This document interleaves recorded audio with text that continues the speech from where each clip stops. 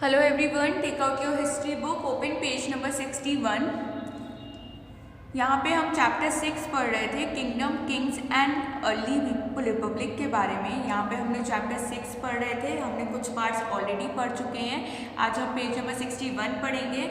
इसमें अभी तक हमने रूलर्स के बारे में पढ़ा कि वो रूलर्स कैसे बनते थे। पहले के टाइम पे इलेक्शन प्रोसेस नहीं होती थी। जो सबसे ज़्यादा सेक्रीफाइसेस करता था, सबसे बड़े बड़े बलिदान देता था, जो लोगों को ये शो करता था अपने बलिदान के ज़रिए कि वो बहुत ज़्यादा ताकतवर और पावरफुल हैं, तो उन्हें रूलर बनाया जाता था। फिर हमने वर्णास के बारे में पढ़ा, जिसे 4 हिस्सों में डिवाइड किया गया है। वो वर्णा प्रीस्ट लोगों ने डिवाइड किया गया है और उन्हें ब्राह्मण्स में डिवाइड किया गया है। उन्हें कास्ट्री रूलर्स में डिवाइड किया गया है। फिर उन्हें वैश्य में डिवाइड किया गया है। फिर उन्हें सुभाष में डिवाइड किया गया है। ये वर्णा के डिविजन्स थे। फिर हमने जनपदास के बारे में पढ़ा, जो छोटे एरिया में जो लोग रहते हैं उन्हें जनपदास बोलते हैं। और जो बड़े इलाकों में जो बड़े बड़े बिल्डिंग्स और बड़े बड़े फोर्ट्स बनवाते हैं, जो बड़ी आर्मीज रखते हैं, उन्हें महाजनपदास बोला जाता है। और महाजनपदास को अपने बड़े बड़े फोर्ट्स और वॉल्स बनवाने के लिए और अपनी बड़ी आर्मी को मेंटेन करने के लिए टैक्सेस, बड़ी आर्मी को मेंटेन करने के लिए उन्हें रिसोर्सेज प्रोवाइड करने पड़ते हैं, जिसकी वजह से उन्हें लोगों से टैक्सेस लेना पड़ता है। लोगों के प्रोडक्शन से वो कुछ परसेंट टैक्सेस लेते हैं। कौन? महाजनपदास। फिर हमने एग्रीकल्चर चेंज के बारे में पढ़ा, जिसमें 2 मेजर चेंज आए। एक आयरन ब्लॉक का चेंज आया, जिसमें आयरन के हल बनने लगे, जिसमें एग्रीकल्चर में बहुत मदद मिली थी और लोग ज़्यादा फसल उगा पा रहे थे। फिर हमने प्लांटेशन में चेंज देखा, ज़्यादा पौधे लग रहे थे, बहुत फर्टाइल लैंड थी, जिसकी वजह से वो बहुत ज़्यादा फॉरेस्ट एरिया हो गया था, जिसकी वजह से लोग जो प्लांट्स थे वो ज़्यादा टाइम तक सर्वाइव कर पा रहे थे। फिर हमने मगधा के बारे में पढ़ा। मगधा में 2 बहुत इम्पॉर्टेंट रूलर्स थे। कौन कौन? भीमसारा एंड अजासूत्रा। और मगधा बिहार साइड में है। और एक मगधा में हमने एक चीज़ और पढ़ी, जो 2300 साल पहले एक रूलर था अलेक्जेंडर। वो कहाँ पे रहता था? मैकेडोनिया, यूरोप में। वो पूरे वर्ल्ड में रूल करना चाहता था, लेकिन ऐसा नहीं हुआ। उनने कहाँ पे रूल किया? उनने इजिप्ट और वेस्ट एशिया में रूल किया। फिर वो इंडिया है रूल करने के लिए, लेकिन जो उनके सोल्जर्स थे उनने अलेक्जेंडर को मना कर दिया कि वो इंडिया के सोल्जर से फाइट नहीं कर पाएंगे, बैटल नहीं कर पाएंगे, क्योंकि इंडिया के सोल्जर्स वेल ट्रेन होते हैं, उनके पास वेल ट्रेन एलिफेंट्स भी होते हैं और वो लोग उन सोल्जर से फाइट नहीं कर पाएंगे, इसलिए वो कभी अलेक्जेंडर इंडिया में रूल नहीं कर पाए। अब हम पढ़ते हैं पेज नंबर 61 में अ क्लोजर लुक वाजी। अब वाजी के बारे में अब हम पढ़ते हैं। While Magadha became a powerful kingdom, Magadha जब बहुत पावरफुल किंगडम हो गया, महाजनपदास के टाइम पे जब मगधा बहुत ज़्यादा ताकतवर और पावरफुल किंगडम हो गई, तो Vajji with its capital at Vaishali Bihar was under a different form of government known as gana और संघ। फिर वाजी की कैपिटल है वैशाली बिहार, और उनकी एक अलग टाइप ऑफ गवर्नमेंट थी जिन्हें गन और संघ बोला जाता था। गन क्या होता है? Is use for the group that has many members, वो ग्रुप जिसमें बहुत सारे लोग हों। संघ कौन होता है? मीन्स ऑर्गेनाइजेशन या फिर एसोसिएशन, कोई एक ऑर्गेनाइजेशन या फिर एसोसिएशन को संघ बोलते हैं। इन द गन और the sangha there were not one but many rulers, gana और संघ में सिर्फ एक रूलर नहीं होता, बहुत सारे रूलर्स होते हैं। Sometimes even when thousands of men ruled together, each one was known as a राजा। 1000 से भी ज़्यादा रूलर्स होते हैं वहाँ पे रूल करने के लिए, और हर किसी को राजा बोला जाता है। These rajas perform rituals together, वो जो रिचुअल्स होते हैं, ट्रेडिशंस होते हैं, वो एक साथ परफॉर्म करते हैं।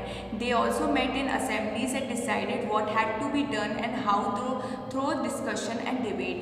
वो लोग मिलते हैं, वो लोग डिस्कशन करते हैं, असेंबलीज में मिलते हैं, डिस्कशंस करते हैं, डिबेट करते हैं कि कैसे चीज़ों को चलाना है। For example, if they were attack by the enemy, एक आपको उदाहरण दिया हुआ है कि अगर आपके दुश्मन ने आप पर अटैक कर दिया है। They met to discuss what should be done to meet the threat, फिर वो एक दूसरे से मिलेंगे सबसे और ये डिस्कस करेंगे कि वो अपने खतरे को कैसे दूर कर सके। However, women dasas and kammakaras could not participate in these assemblies। Dasas कौन होते हैं?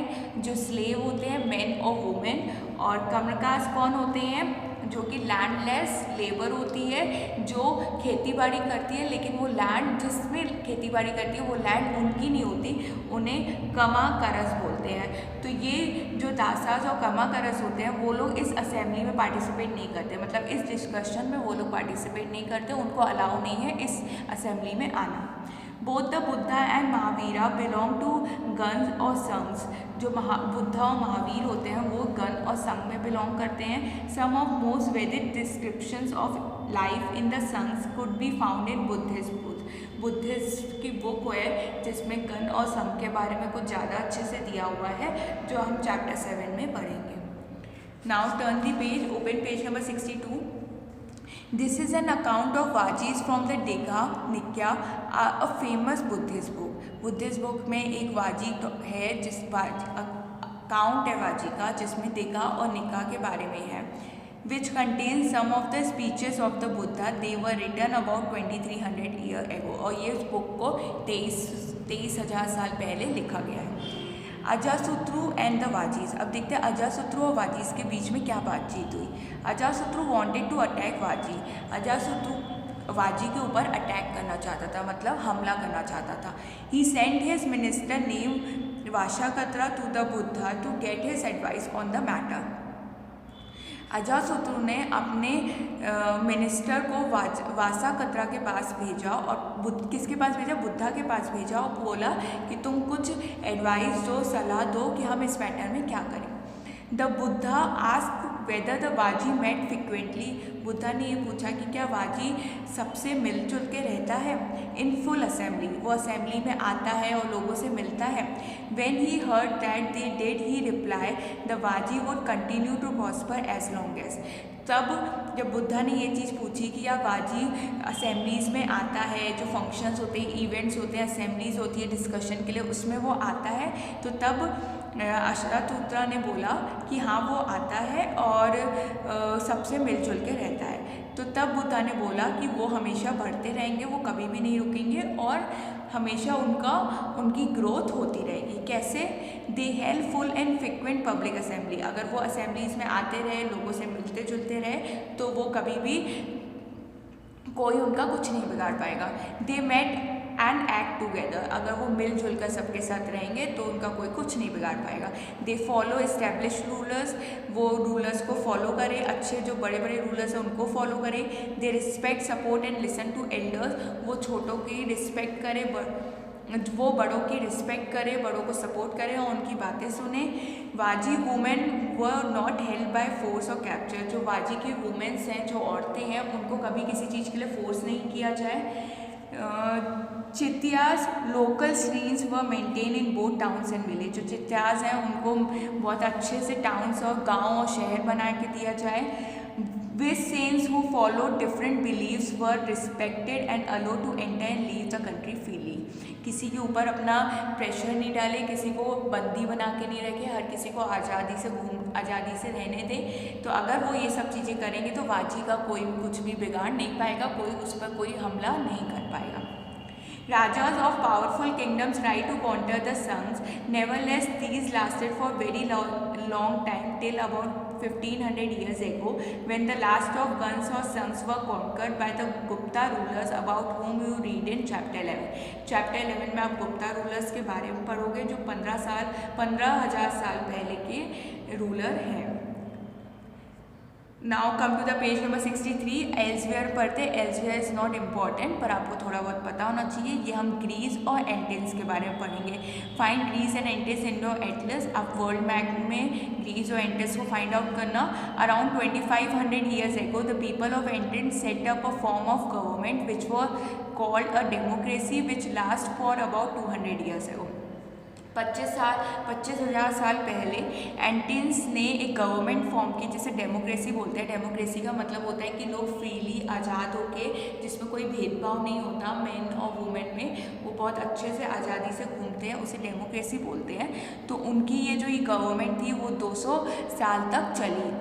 उनने 25 साल पहले ये गवर्नमेंट स्टार्ट की थी और 200 साल तक उनकी वो गवर्नमेंट चली। All free man over age of 30 were recognised as full citizens. जो भी आदमी है जो 30 साल से ऊपर है उन्हें फुल सिटीजन से जाना जाएगा। There were an assembly that met at least 40 times a year to decide on important matters। इसमें बहुत सारी असेंबलीज हुई जो 40 बार से भी ज़्यादा हुई साल में, और इस मैटर में बहुत सारा डिस्कशन हुआ।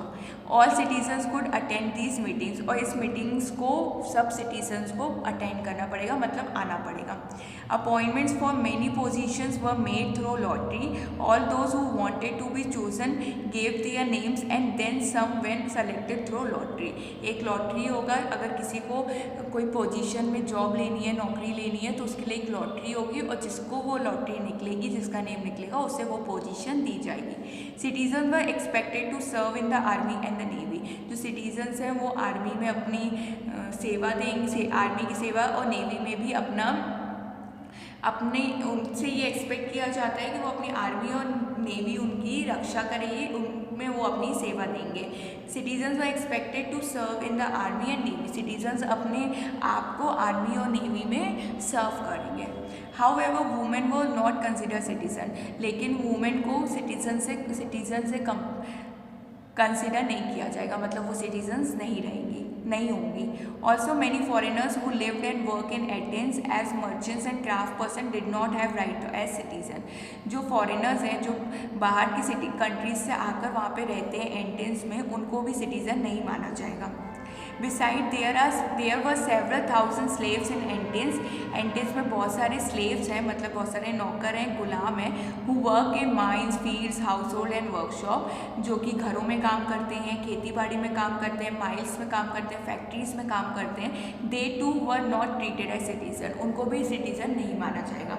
सिर्फ जो रिच पीपल्स हैं, जो 30 ईयर्स से भी अबव 30 ईयर्स से ज़्यादा है उनकी एज, उन्हें ही सिटीज़न माना जाएगा। वुमेन्स को सिटीज़न नहीं माना जाएगा, फॉरेनर्स को नहीं माना जाएगा, जो दूसरी कंट्री से आके वहाँ पे बिजनेस कर रहे हैं, व्यापार कर रहे हैं, उन्हें सिटीज़न नहीं माना जाएगा। और जो household, mines, fields, workshop, इन सब चीज़ों में ऐसा स्लेव, ऐसा गुलाम बन के जो नौकरी कर रहे हैं, उनको भी सिटीज़न नहीं माना जाएगा। ये था ग्रीस और एथेंस का रूल, जो 25,000 साल पहले ये डेमोक्रेसी रूल आया था, और जो कि 200 साल तक ये रूल चला। तो यहाँ आपका चैप्टर ख़त्म होता है। Okay, thank you.